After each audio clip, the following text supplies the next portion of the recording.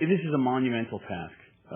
For our organization as an educational body, we pride ourselves on educating from kindergarten students to international leaders about energy efficiency, conservation, and renewable energy. There are no other organizations that exist today that can't facilitate aid to our organization. We do not want this Energy Master Plan to be the Green Energy Council's United States Energy Master Plan. We are reaching an olive branch out to every NGO and nonprofit that exists in our country to lay down their swords, to be a partner in the creation of this plan that can be the status quo for energy security and promotion of renewable energy resources.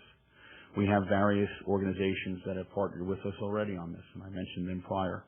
But today, our focus is to give you action plan items. Within the next 45 days, we will release executive summaries to each of the action plan items.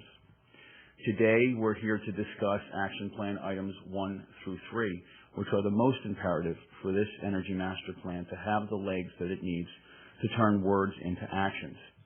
The easiest thing that Americans can do right now, from the federal government, from congressional leaders to workforce families, is to be educated about energy efficiency.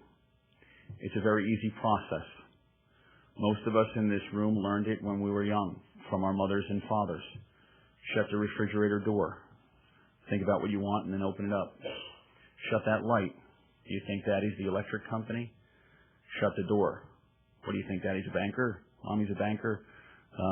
There are very easy tools that we can implement. But although they're easy, we need to change habits, and that's the hardest thing to do. Our educational curriculum for K through 5th grade is a coloring book and storybook curriculum that will educate very subliminally children about energy efficiency, conservation, and environmental stewardship.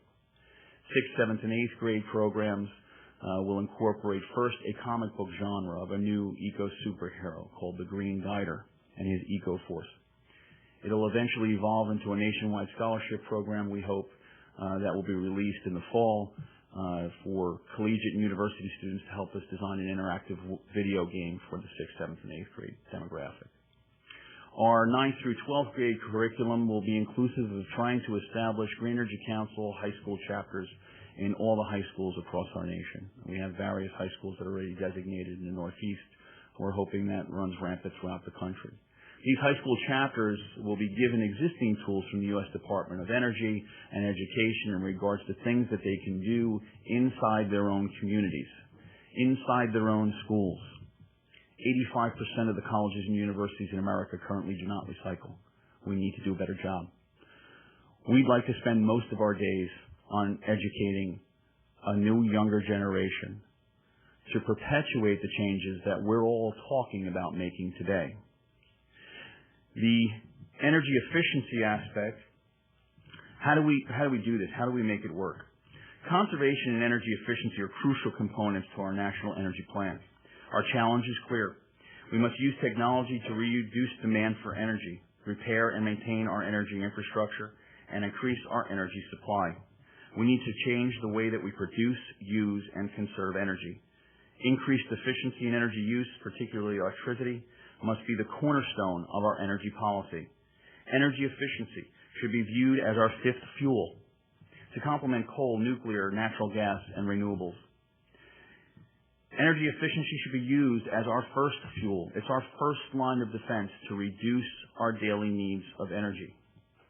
Energy conservation is the most effective, cost-effective, and practical way to address the nation's energy needs.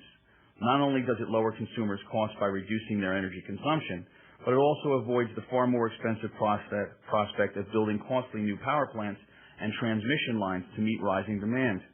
And it helps reduce congestion on all of the nation's already overloaded power grids. We must call for a modernization and an extension of all the 160,000 linear miles of high transmission lines that make up the electric grid.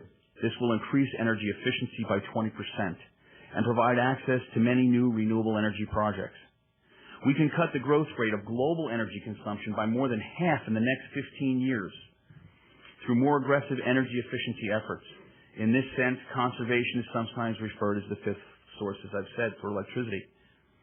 To reduce our energy demand, we also need to make a radical shift in people's mindsets, that habitual change of their daily actions. That needs to be our number one action plan item. It's the easiest for us to attain, but every one of us has to make a conscious effort to educate ourselves about energy efficiency. Government is beginning to lead. Through the Green the Capitol initiative this past year, the architect of the Capitol has gone from the rooftop to the basement and greened the Capitol through energy efficiency and conservation platforms. The next thing that we need to do is to really harness the opportunity of this new great green revolution. In our organization's humble opinion, we believe that the green revolution can become what the industrial revolution was to our grandfathers and great-grandfathers. But America needs to lead. The great thing about green tech jobs is they're very hard to outsource from Americans.